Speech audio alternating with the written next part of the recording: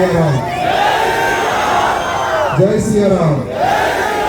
भारत माता की, भारत माता की, छत्रपति शिवाजी महाराज जी की, संभाजी राजे की, जीजा माता की। आज आपके इस सोराराम में सभी हिंदुवादी संगठनों के तत्वाधान में एवं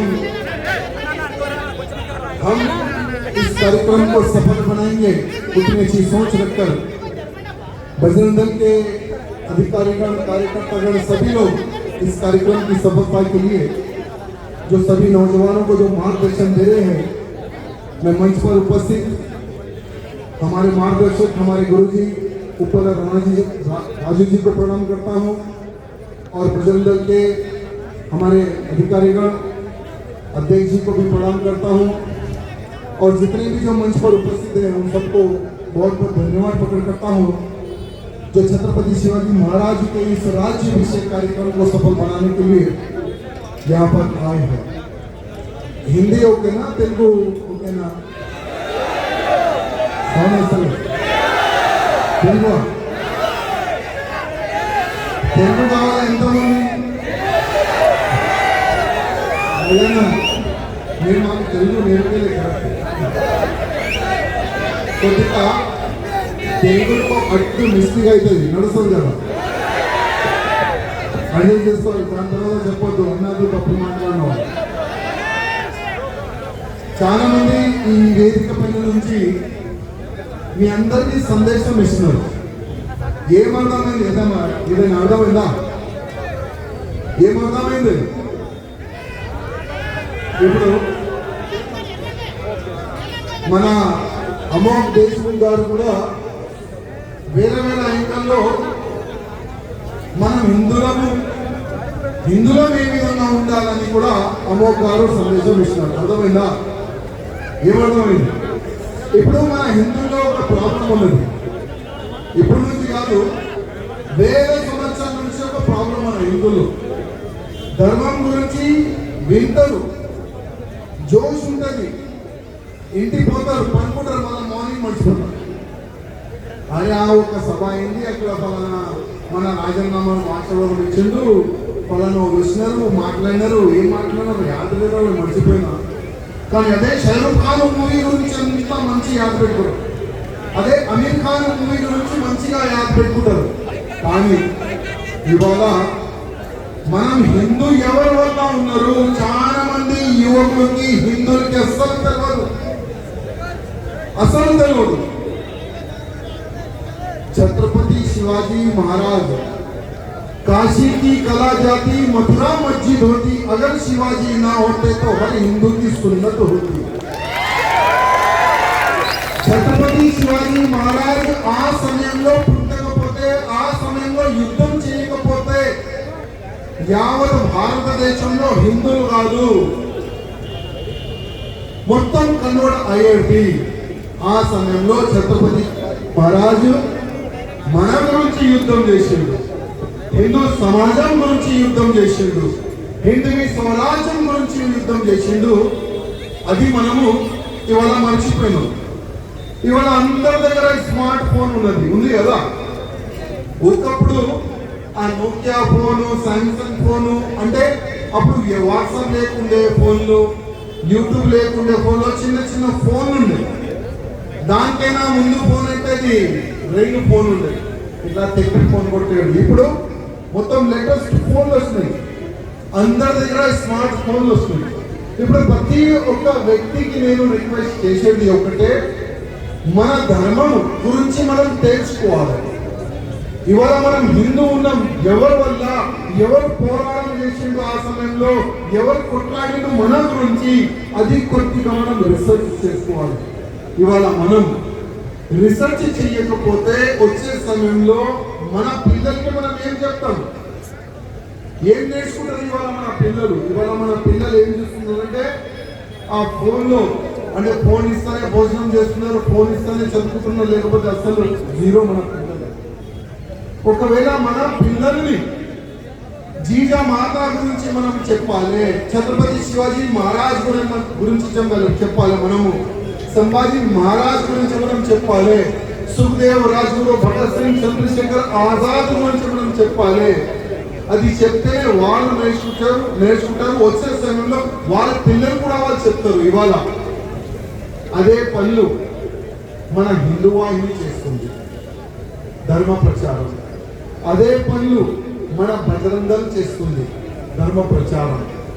బజరంగ దళ్ కానీ హిందూ వాహిని కానీ విశ్వ హిందూ పరిషత్ ఒకటే ఒక లక్ష్యం.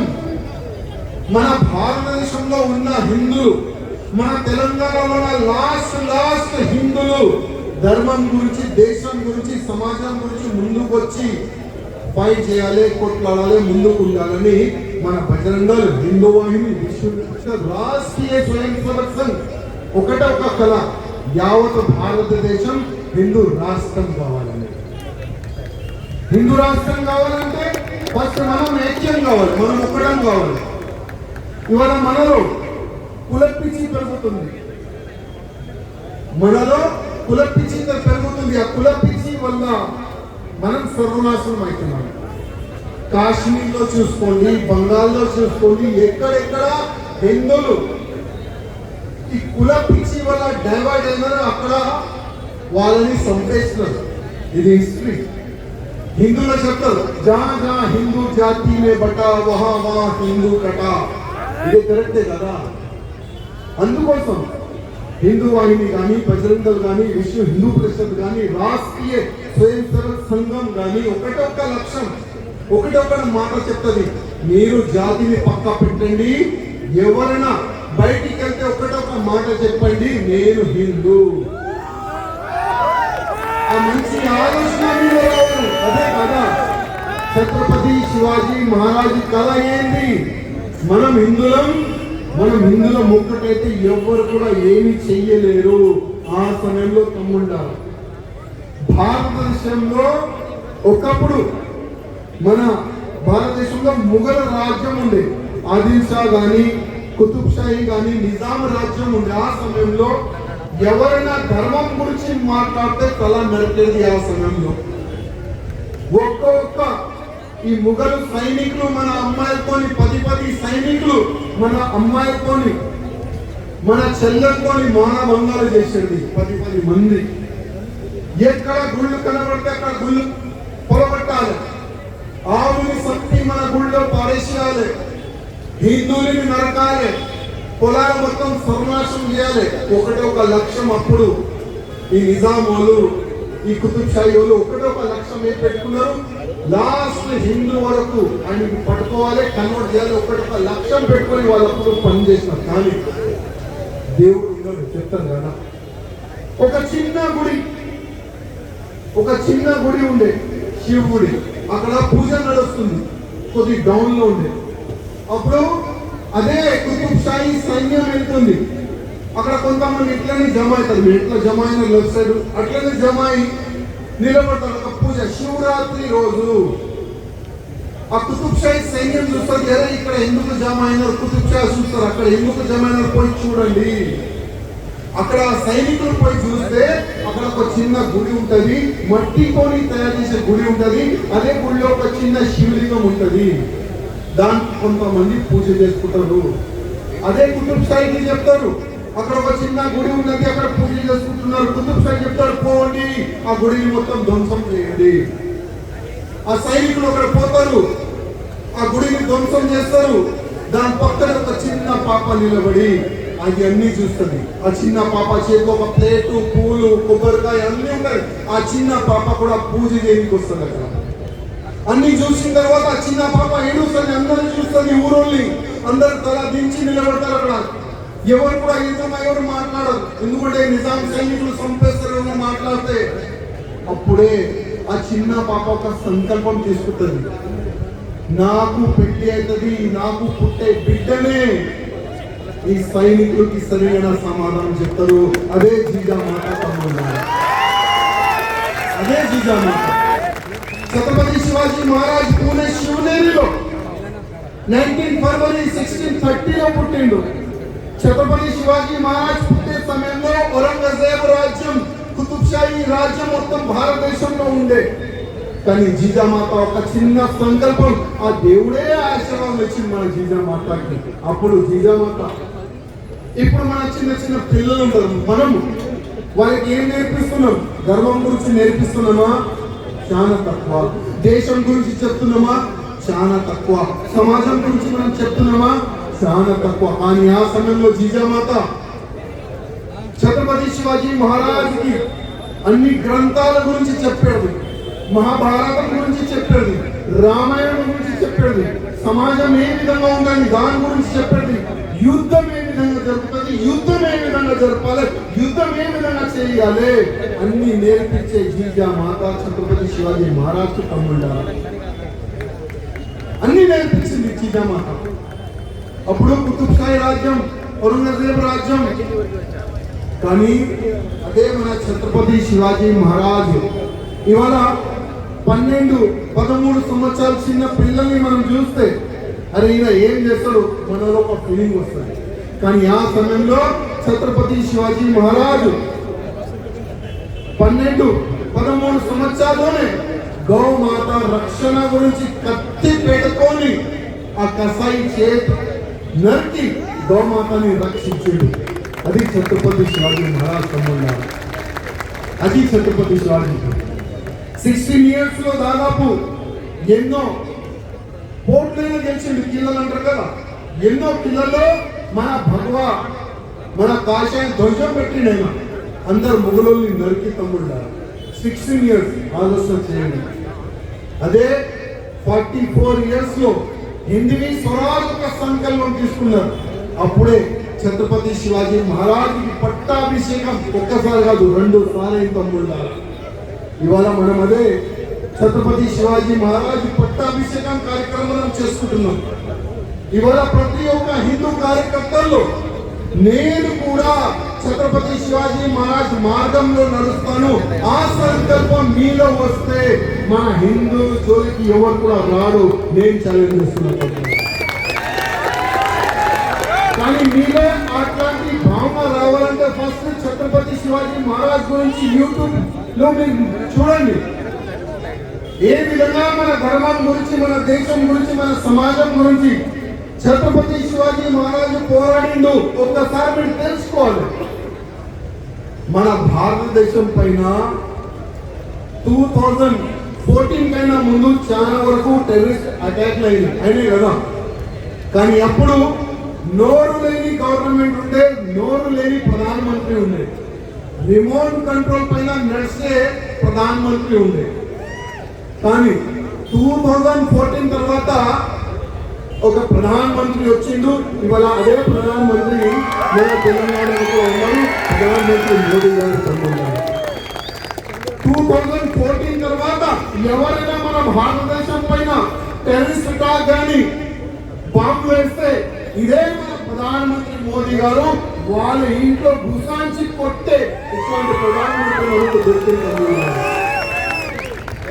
సర్జికల్ స్ట్రైక్ గురించి మీరు విన్నారు కదా, టీవీలో కానీ మీడియాలో కానీ చూస్తున్నారు కదా. ఏ విధంగా మన భారతదేశం సైన్యాన్ని ఫ్రీడమ్ ఇస్తున్నారు.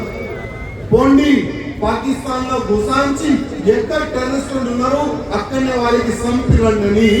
అప్పుడు మన ప్రధానమంత్రి మోదీ గారు ఆదేశం ఇస్తే సర్జికల్ స్ట్రైక్ జరిగింది. కానీ అదే సర్జికల్ స్ట్రైక్ ఆ ఆలోచన, ఆ ప్లానింగ్ ఎవరి దగ్గర నుంచి వచ్చిందంటే ఛత్రపతి శివాజీ మహారాజ్ పేరు వస్తుంది. ఛత్రపతి శివాజీ మహారాజ్ కి పట్టుకోనికి ఆ ఔరంగజేబు ఒకటి పంపిస్తారు ఆదిల్ షాని. ఆదిల్ షాకి చెప్తాడు, అరే మామ ఇక్కడ రా, నీకు ఎంత డబ్బులు కావాలి చెప్పు ఇస్తా, ఎన్ని సైన్యం కావాలి చెప్పు ఇస్తా, కానీ నువ్వు ఛత్రపతి శివాజీని పట్టుకొని రారా అని ఆదేశం ఇస్తాడు. మామ చాలా హ్యాపీగా ఫీల్ అవుతాడు, సైన్యం తీసుకొని వెళ్తాడు. ఛత్రపతి శివాజీ మహారాజ్కి పట్టుకొని పూణెకి వెళ్తాడు. ఒక కోటకి మొత్తం ఛత్రపతి శివాజీ మహారాజ్ బయటికి వెళ్ళకుండా మొత్తం ఘెరాసుకుంటారు. అప్పుడు ఛత్రపతి శివాజీ మహారాజ్కి తెలుస్తుంది ఇదే సాయిస్ ఖాన్ హిందూ మహిళల్ని చంపుతుండు, పిల్లల్ని చంపుతుండు, హిందువుల్ని నరుకుతుండు. అప్పుడు ఛత్రపతి శివాజీ మహారాజ్ అనుకుంటాడు, ఈ ఫాల్తుగాన్ని అయితే మనము కరెక్ట్ అయిన జవాబు అప్పుడు ఛత్రపతి శివాజీ మహారాజ్ సర్జికల్ స్ట్రైక్ గురించి ఆలోచన చేస్తారు. అప్పుడు ఛత్రపతి శివాజీ మహారాజ్ ఒక లేఖ రాస్తారు. అంటే నార్మల్ పబ్లిక్, మన పోలీస్ స్టేషన్ ఎట్లా ఈ సభ నుంచి లెటర్ రాస్తాం, ఆ విధంగా సాహిత్యానికి నార్మల్ ప్రజల్లాగా ఒక లెటర్ రాస్తారు. సాహెబ్, మా దగ్గర పెళ్లి ఉన్నది, మేము పెళ్లి మీ పోర్టు పక్క నుంచి మీ కిల పక్క నుంచి తీసుకొని వెళ్ళాలని అనుకుంటున్నాము. పెళ్ళే కదా, తీసుకోండి పోండి అని అంటారు. అప్పుడు శివాజీ మహారాజ్ సైనికులు ఇప్పుడు పెళ్లి బారాత్లో ఏ విధంగా బట్టలు గిట్టలు వేసుకుంటారు బ్యాండ్ బాజా, అట్లా ఒక సైన్యం తీసుకొని ఆయన లోపల పోతాడు. అదే ఛత్రపతి శివాజీ మహారాజ్ వెనక నుంచి గోడకి హోల్ కొడతాడు. అప్పుడు బ్యాండ్ బాజా నుంచి సౌండ్ రాదు. ఎక్కడ సైన్స్ ఖాన్ పడుకుంటాడో అక్కడ ఛత్రపతి శివాజీ మహారాజ్ కత్తి తీసుకొని లేవురా బామ్మడు లేవు, శివాజీ శివాజీ ఉన్నావు కదరా, నేనే శివాజీ. అప్పుడు సైన్స్ ఖాన్ చేస్తాడు, అరే నా గది లోపలి శివాజీ వచ్చిండు, నా సైన్యం ఎక్కడ, అరుస్తాడు. సైన్యం ఎక్కడ, ఎందుకంటే బయట ఫుల్ బ్యాండ్ బాజా సౌండ్ వస్తుంది. ఆ సౌండ్ లో ఏమి వినబడదు. సైన్స్ ఖాన్ ఆ రూమ్లో పోతాడు, ఈ రూమ్లో పోతాడు, బురుకా వేసుకొని సైన్స్ ఖాన్ ఎక్కడ మహిళలైన భార్యలు అక్కడ దాచుకుంటారు. ఇవాళ మనకు కొంతమంది ఛాలెంజ్ చేస్తారు. ఇవాళ ఓల్డ్ సిటీలో ఉన్న ఇద్దరు కుక్కలు మనకు ఛాలెంజ్ చేస్తారు. 15 నిమిషాల సమయం ఇస్తే 100 కోట్లు హిందువుని నరికేస్తామని కొంతమంది మాటలు మాట్లాడతారు. అరే పాల్తుగా, మీ పూర్వకులు ఆ సమయంలోనే మాకు భయపడి బురకలేస్తున్నారు. మీకు మాకు పోటీ ఎక్కడా? ఇవాళ కూడా మా ఒక్క బజరంగి, మా ఒక్క హిందువాణి కార్యకర్తని మీరు ఫేస్ చేయలేరు. మీరందరూ 15 మినిట్ టైం కావాలి. మా ఒక్క బజరంగి మీ సెక్యూరిటీస్ మీరు వచ్చేస్తే మధ్యలో నుంచి నరికేస్తారు. ఎందుకంటే హిందువులు ఎవరు జోలికి పోరు, ఎవరైనా హిందువులు జోలికి వస్తే అసలు ఇవ్వరు. ఆ సమయంలోనే ఛత్రపతి శివాజీ మహారాజ్ సైన్స్ ఖాన్ కి కొట్టడానికి పోతే అది ఒక చిన్న కిటికీ నుంచి దూకుతాడైనా. అప్పుడు దూకుంటే శివాజీ మహారాజ్ కత్తితో అటాక్ చేస్తే 3 ఉంగరాలు వేలంటారు కదా కట్ అయిపోతుంది. శివాజీ అంటే అంత భయం ఆ సమయంలోనే ఉంది. అదే ఔరంగజేబుకి తెలుస్తుంది, ఏది సైన్స్ ఖాన్ కూడా దేనికప్పుడు వచ్చేసిండు. ఇప్పుడు ఏం చేద్దాం, అఫ్జల్ ఖాన్ ని పిలుస్తారు, నువ్వు ఇక్కడ పట్టుకుంటావా శివాజీకి? ఈజీ పట్టుకుంటా. ఎట్లా పట్టుకుంటావు? నేను గుర్రం పైన నుంచి కింద కూడా దిగాను, పై నుంచి ఇంకా పట్టుకొని తీసుకొని వస్తాను. అట్లానా? పో. ఆయన వస్తాడు. ఫస్ట్ ఈయన అఫ్జల్ ఖాన్ వచ్చే సమయంలో ఆయన ఒక మౌల్వీ దగ్గర వెళ్తాడు. ఆయన మౌల్వీ దగ్గర వెళ్ళి, మౌల్వీ సాబ్ శివాజీకి పట్టుకొని పోతున్నాను. మౌల్వీ వెళ్తాడు, పోకురా, ఆయన శివాజీ హైట్ తక్కువ కానీ నీ పని చేసేస్తారా, పోకురా అంటారు. మళ్ళీ అదే అఫ్జల్ ఖాన్, నేను అఫ్జల్ ఖాన్ ఎన్నో యుద్ధాలు నేను చేసినాను, ఇదే శివాజీ పెద్ద అన్న సంభాజీకి నేను చంపేసినాను, నాకు మీరు చెప్తారా? నువ్వు మెంటల్ అయిపోయినావు అని చెప్తాడు. ఆయన పోయి ఇంటికి పోతాడు. ఈయన ఎవరు? అఫ్జల్ ఖాన్. ఇంటికి పోయి కొద్దిగా ఆలోచన చేస్తాడు, అరే ఈ మౌల్వీ ప్రతి మాట చెప్పేది నిజమైంది, ఒకవేళ సంభాజీ శివాజీకి నేను పట్టుకొని పోతాను, ఒకవేళ నిజమైన నాకు చంపేస్తే ఎట్లా? ఆయన భార్యలు ఎంతమంది తెలుసా? 65. ఎన్ని భార్యలు ఉండే అఫ్జల్ ఖాన్ కి? 65 భార్యలు అందరినీ చంపేస్తాడు ఈయన. ఎందుకంటే ఒకవేళ నాకు శివాజీ చంపేస్తే నా భార్యలు ఎక్కడెక్కడ పోతుంది అని డౌట్. అందులో అన్ని భార్యల్ని చంపేస్తాడు, లాల్ కట్టి నీళ్ళలో వేసేసాడు ఆయన. 65 భార్యల్ని చంపి శివాజీ మహారాజ్కి పట్టుకొని పోతాడు. కానీ పోతా సేమ్ వీళ్ళు ఒకటొక ఆలోచన ఉంటుంది, హిందువుల్ని చంపాలి, గుళ్ళు పొలగొట్టాలి, గుళ్ళు ఉన్న సొమ్ము మొత్తం దోచుకోవాలి, హిందువుల్ని మొత్తము పొలాలు మొత్తం కాలబెట్టాలి. అదే మన తుల్జాపూర్ భవానీ టెంపుల్ ని పొలగొట్టిండు, పండేరున్న టెంపుల్ ని పొలగొట్టిండు. అప్పుడు శివాజీ మహారాజ్ తెలుస్తుంది, జీజా మాతాకి తెలుస్తుంది, ఈ అఫ్జల్ ఖాన్ వస్తుంది, చాలా డేంజర్ మనిషి. అప్పుడు ఛత్రపతి శివాజీ మహారాజ్ ఒక ప్లాన్ చేస్తారు, ఓకే రాని ఈయన కూడా ఇద్దాం జవాబు. ఒక మూవీ వచ్చింది ఛత్రపతి శివాజీ మహారాజ్ పైన, మంచి హిస్టరీ చూపెట్టిండు. అప్పుడు కూడా శివాజీ మహారాజ్ ఒక లేఖ రాస్తాడు, అరే అఫ్జల్ ఖాన్ నువ్వు ఇంత స్ట్రాంగ్ ఉన్నావు పోయి నీ సైన్యం చూస్తే నేను భయపడుతున్నాను, మనం ఒక ప్లేస్ లో కలుద్దాం. ఎక్కడ కలుద్దాం? ప్రతాప్గఢ్ కిల్లా కింద కలుద్దాం, నేను మొత్తం వ్యవస్థ ఇస్తానండి, కలుద్దాం. నీ నుంచి ఒక 8 మెంబర్స్, నా నుంచి ఒక 8 మెంబర్స్, ఎక్కువ ఉండకూడదు. శివాజీ మహారాజ్ మొత్తం ప్లాన్ చేసుకుంటారు. ఆ ఒక టెంట్ లో శివాజీ మహారాజ్ అఫ్జల్ ఖాన్ కలిసే సమయంలో ఇప్పుడు మహిళలు ఉన్నారు, లేకపోతే వేరే లాంగ్వేజ్ యూజ్ చేశారు.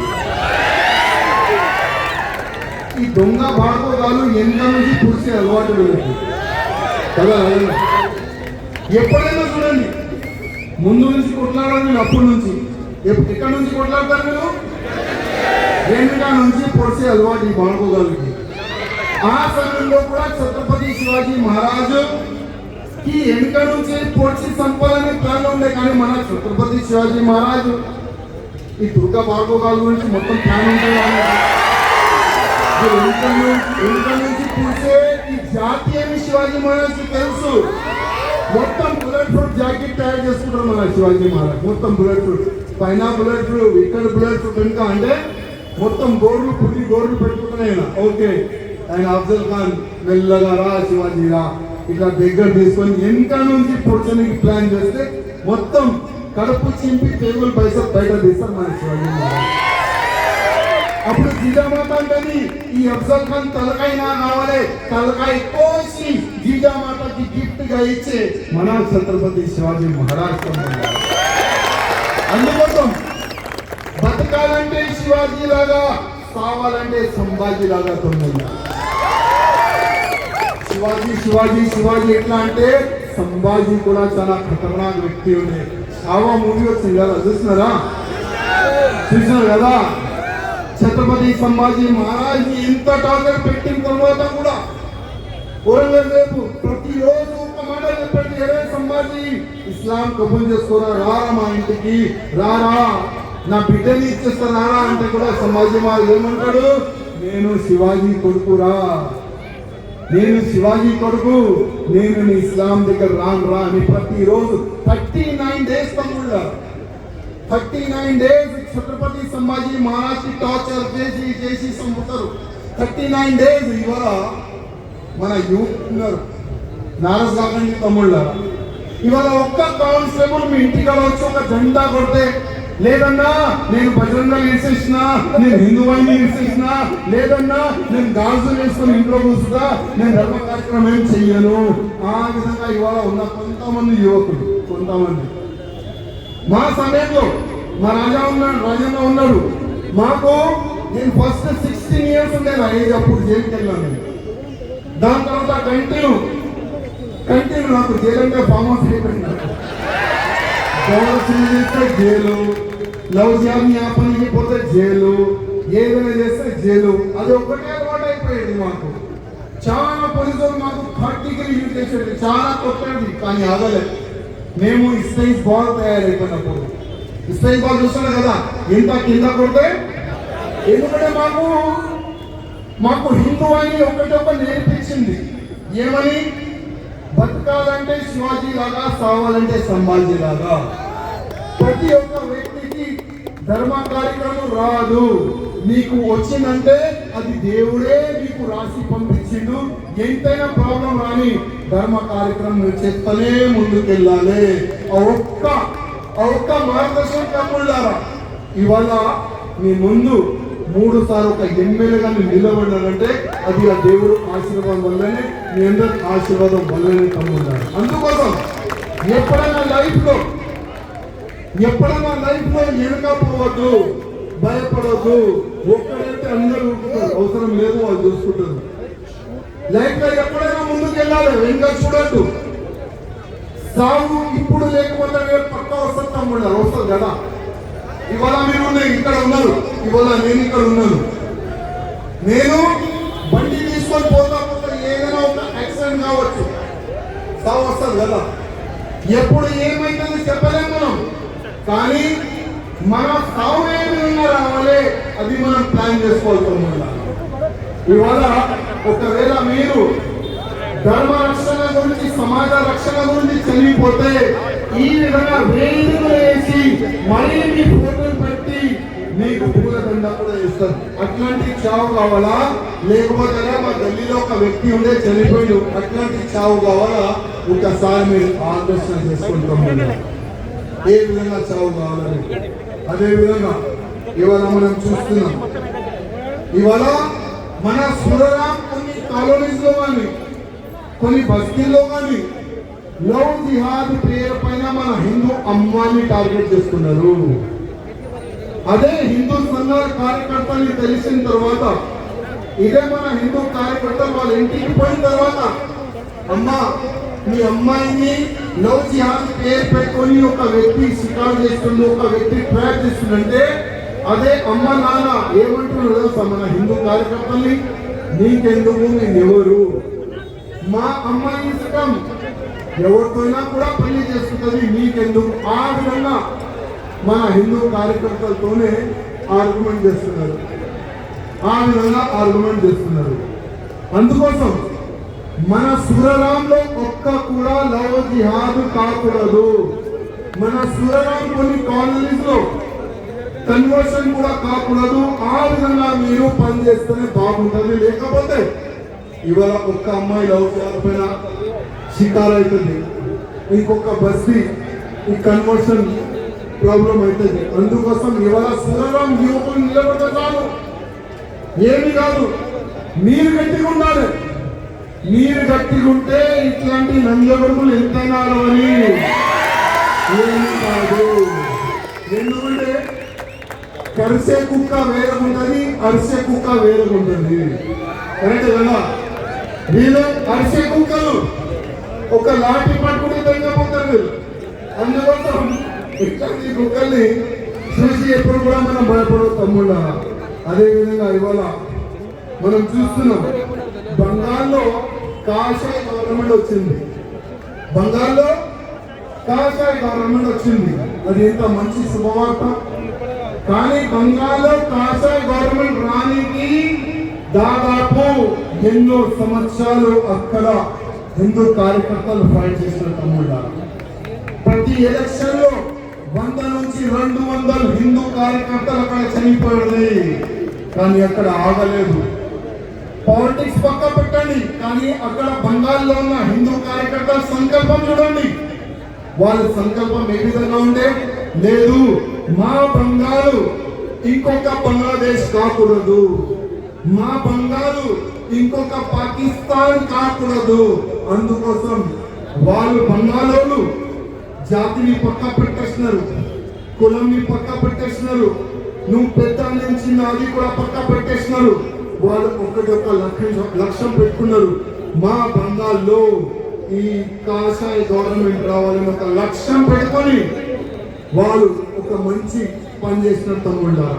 కొంతమంది ఇక్కడ నుంచి స్టేజ్ పెడుతున్నారు, అన్నా కొద్ది ఈ సబ్జెక్ట్ హిందీలో చెప్పండి, హిందీలో కూడా చెప్తా. తమ్ముళ్ళారా, बंगाल में आज भगवा सरकार बनी है। मैं बंगाल के हर वो हिंदू को धन्यवाद प्रकट करता हूँ, हर वो व्यक्ति को धन्यवाद प्रकट करता हूँ जिन्होंने आजादी से लेकर अब तक सिर्फ जुल्म सहा है। और बंगाल के हिंदुओं ने संकल्प किया, चाहे कुछ भी हो जाए, हम जात पात में नहीं बटेंगे, नहीं कटेंगे, हमारे बंगाल को दूसरा बांग्लादेश होने नहीं देंगे, हमारे बंगाल में हम भगवा झंडा लहराएंगे। ये संकल्प लेकर बंगाल के हिंदुओं ने काम किया। मेरे मित्रों, आज कितना खुश हो रहा है बंगाल का हिंदू पता है? क्योंकि हर चुनाव के समय पर 100 से 150 हिंदू वहां पर मारा जाता था, काटा जाता था, लेकिन तभी भी हिंदू नहीं रुका बंगाल का। आज बंगाल की जीत केवल बंगाल के हिंदुओं की नहीं, पूरे भारत के हिंदुओं की जीत है मेरे मित्रों। लेकिन हमारे सुरेंद्र जी जो नए मुख्यमंत्री बने हैं बंगाल राज्य के, मैं उनसे निवेदन करना चाहता हूँ कि भैया जी, चुनाव में आपने बहुत अच्छा, आपका मैंने भाषण सुना था कि एक बार बंगाल में सरकार बनेगी हिंदुओं के आशीर्वाद से, तो हिंदुओं का ही विकास होगा। लेकिन शपथ ग्रहण समारोह में आपने कहा है कि सबका साथ सबका विकास, ये नारा बदल दो। बंगाल के हद तक यहाँ नारा बदल दो हमारे मुख्यमंत्री जी, आप सिर्फ हिंदुओं के आशीर्वाद से जीते हैं और सिर्फ हिंदुओं का विकास बंगाल में होना चाहिए। साथ ही साथ मैं बंगाल के मुख्यमंत्री को यह भी कहना चाहूंगा कि बंगाल में बांग्लादेशी घुसपैठ घुसे हुए हैं। आज बंगाल का वो हिंदू आपकी ओर देख रहा है जिन्होंने अपने प्राण का बलिदान दिया बंगाल की आजादी के लिए। बंगाल को तो आज आजादी मिली है मेरे मित्रों। आज एक राक्षसी राज से बंगाल को आजादी मिली है, तो बंगाल का हिंदू आज देख रहा है कि कब बांग्लादेशियों के सर कटेगा इस बंगाल की पवित्र धरती पर। एक एक बंगाली देश जो बांग्लादेश जो घुसे देगा तब उनका सर कटेगा। आज बंगाल का हिंदू देख रहा है। मैं बंगाल के मुख्यमंत्री से निवेदन करना चाहूंगा कि अब यूपी वाला मॉडल बंगाल में होना चाहिए। ना एक बांग्लादेशी बसना चाहिए, ना एक रोहिंग्या बसना चाहिए हमारी इस बंगाल की पवित्र धरती पर। साथ ही साथ मेरे मित्रों, समय ज्यादा हो गया है, क्योंकि मैं आप सबसे आखिर में यही निवेदन करना चाहूंगा मेरे मित्रों, हमें संगठित होना है। हम जब तक संगठित रहेंगे ना, हमारा कोई बाल का बाका नहीं उखाड़ सकेगा। इसलिए निवेदन करना चाहता हूं, आज सुरराम के जितने भी नौजवान हैं, सुरराम के जितने भी हमारे बुजुर्गगण हैं, मैं उनसे निवेदन करना चाहता हूं, एक संकल्प हम लोग लेंगे। एक संकल्प समझता ना, संकल्प मतलब जितने लोग हैं सब लोग खड़े हो जाओ, अंदर నిలబడాలి, మనం ఒక సంకల్పం తీసుకుందాం। ఓకేనా అందరు? రైట్ సైడ్ ఓకేనా? ముందు పెడదామా? आज मैं छत्रपति शिवाजी महाराज को साक्षी मानकर ये संकल्प लेता हूँ, मैं जब तक जीवित रहूंगा जाति में नहीं बटूंगा। मैं जब तक जीवित रहूंगा देश धर्म समाज की रक्षा के लिए कार्य करता रहूंगा। मेरे सुरराम को जिहादी मुक्त, धर्मांतरण मुक्त, मेरे सुरराम के हर वो हिंदू की रक्षा करूंगा। मेरा भारत देश जब तक हिंदू राष्ट्र नहीं बन जाता है मैं पीछे नहीं हटूंगा। आज छत्रपति शिवाजी महाराज को साक्षी मानकर आज मैं ये संकल्प लेता हूँ, भारत माता की, भारत माता की, जय श्री राम, जय श्री राम। बहुत बहुत धन्यवाद।